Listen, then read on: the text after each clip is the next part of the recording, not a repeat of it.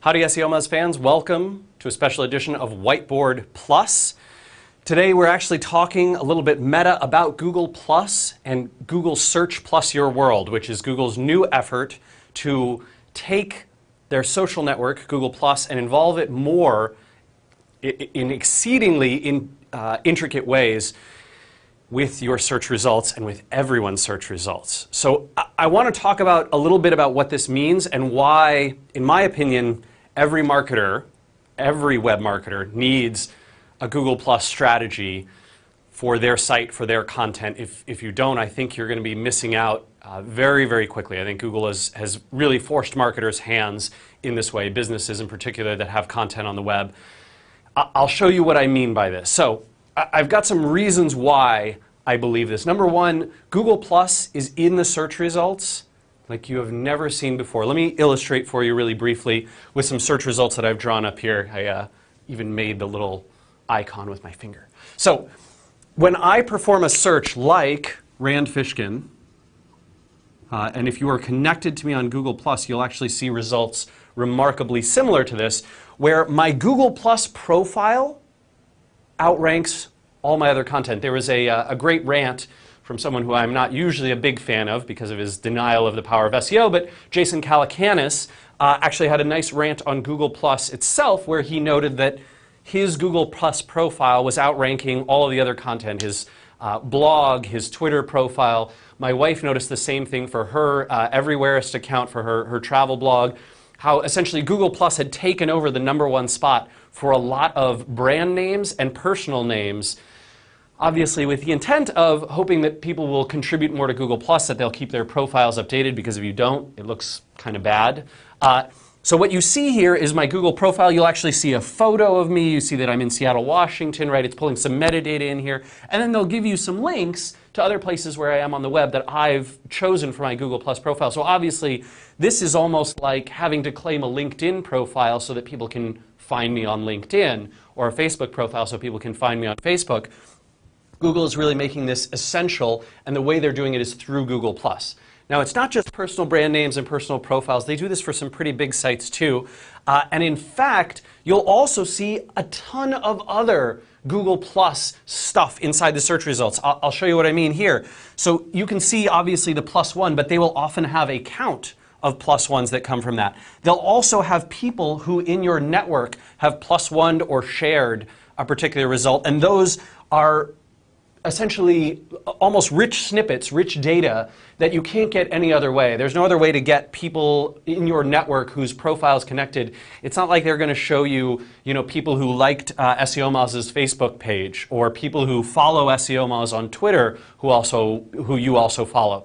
This Google Plus has become one of the only ways to get the social proof that you used to be able to get through all sorts of Google social search. Now, this being said, Matt Cutts did point out, Matt Cutts is one of the search quality engineers over at Google, runs the web spam team there.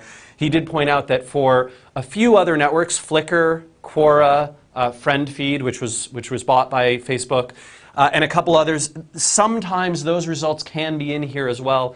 It's extremely rare.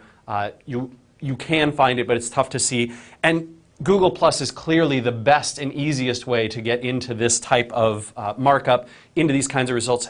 And remember, this stuff, not only is it appearing, it pushes results higher. So for example, if I am searching for something and let's say Kenny Martin from SEO Muzz has shared something on Google Plus, or he's +1'd it, I am likely to see that higher in my search results because I follow, Kenny is in one of my circles on Google Plus. What this means obviously is that the size of your network, right? If my network on Google Plus is quite small, the people I follow are quite small, I better hope that one of them has done the sharing of the content that I care about. But what I'd really like to do is have a huge network, well, I'm not illustrating it well, huge network, right? That encompasses, hopefully hundreds of thousands of people who are following me. You can see Danny Sullivan, I think right now has something like 390,000 people who are in his circles. When you think about the power of that, everything that Danny has ever shared, ever +1'd, ever put on Google Plus is going to appear in those hundreds of thousands of people's search results higher than it normally would. And right now, Google is being extremely liberal about this, ranking things that may not even have the keywords in the title tag, maybe only have ancillary relevance to the keyword search that's going on. So they are really, really pushing this forward. And then in one of the most aggressive moves I've ever seen Google make, they have a new box on the side of the search results. This box says people and pages on Google+. So for example, I did a logged out search for news. And I could see entities that have their Google+ pages featured over here with their pictures. There was no pictures over here. I was logged out. I wasn't getting any of the so-and-so plus one this. But here I was getting suggestions of brands that I should be following on Google+. And these weren't major brands. They were smaller brands. I didn't even recognize them, with a few 100,000 people in their circles. Kenny was sitting next to me at the computer, side by side here in the Whiteboard Friday room. And he did a search for SEO. And up popped myself, Rand Fishkin, and Danny Sullivan. Think of the power of that. If you can have your brand, your personal brand on Google+ associated with a broad term like SEO or web marketing or surveys or used cars or whatever it is that you're selling or the idea that you're trying to promote, insanely powerful. And this is one of the biggest reasons why I think Google+ is going to force its own success inside Google search results. Remember, when we talk about the power of Facebook marketing, we're talking about 800 or so million Facebook users. Google search has literally billions of users performing billions of searches a day.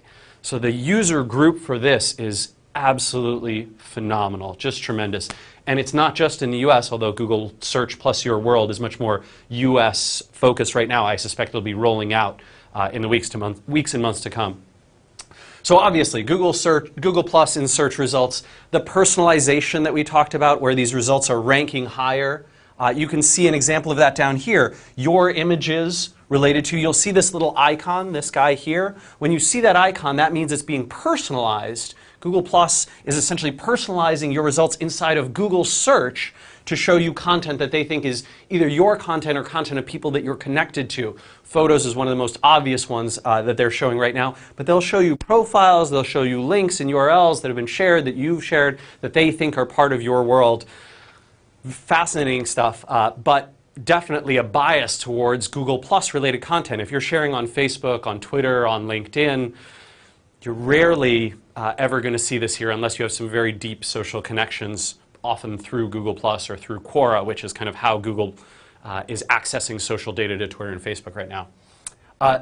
Number 3, Google Plus adoption. I think things like this, right? Look at this. Learn how you could appear here too. There's a link right there so that for those searches, when CNN does a search for news and they go, where are we? Well, learn how you could appear here too. Oh, well, we better get on that. We got to get a campaign going. If we don't, we're going to be losing out because they know people are going to be clicking on these results rather than on these results. And the adoption of Google Plus, something over 60 million users right now. I would suspect that number rises to 100 million very fast, almost certainly by the end of this year. The richness of the snippets and markup. You can see the visuals in here, the visuals on the side, the visuals with the personal elements, with the images, with the icons of people that you know and follow and entities and brands that you know and follow on the service. That's going to be absolutely huge. Imagine having the ability to have endorsements of your brand from people that your customers already know. I think that's going to be a big one. Number 5, I see Google using this long term, perhaps even in the short term if they can get enough adoption, for web spam and search quality signals. Essentially saying, hey, this brand, this entity, this website, these URLs, they have no activity whatsoever in our social graph, right? They haven't been shared through any service that we can connect to, nor have they been shared on Google Plus or Plus One. I'm not so sure that this website is of high quality. It just seems to have a bunch of links pointing to it. Perhaps we should be discounting some of that link graph unless there's social supporting elements. And I think over time, that's one of the ways that they intend to fight manipulative link spam. So definitely, people need to be thinking about that from a marketing perspective. And number 6, the biasing to social and Google Plus in search. For a long time, search results had, you could do a search like this. You would see some social results. They'd generally be the 1 or 2 bottom results if there was something relevant. But nowadays, you're seeing that that Google is essentially saying, you know what, we are willing to forego a little bit of quality and relevance in favor of showing Google Plus and social stuff in our results more heavily. I think that's them saying, we're going all in, baby. Now, this being said, I won't get into it, but I think there are certainly some risks for Google, that quality and relevancy stuff.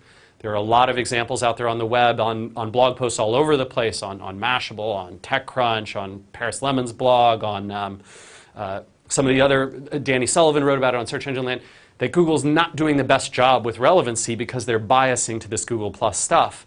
That being said, if they keep doing this, if they stick with it, I think marketers and brands and companies and pages will embrace this and make sure that these results are good. And over time, Google can pull back and show them more and more relevant stuff as more stuff gets shared on Google+. So I think where there's the only institutional risk that I see with this program that Google's rolled out is the governments of the world essentially saying, hey, you're doing monopolistic behavior using your vast market share advantage in search to force people to use your social network. I don't want to comment on that. I'm not a lawyer. I'm not a political expert or anything like that. But what I can say is, as a marketer, Google's very, very clearly forcing our hand and making sure that we use Google+. If I were you, I would be setting up a Google+ content strategy. I would be making sure that whatever social sharing I'm currently doing also applies to Google+. If you are tweeting it, if you're Facebook sharing it, you're posting it to LinkedIn, you're putting it in your Pinterest board, for God's sake, man, put it on Google+. You're losing out if you're not, because the biasing's so heavy right now.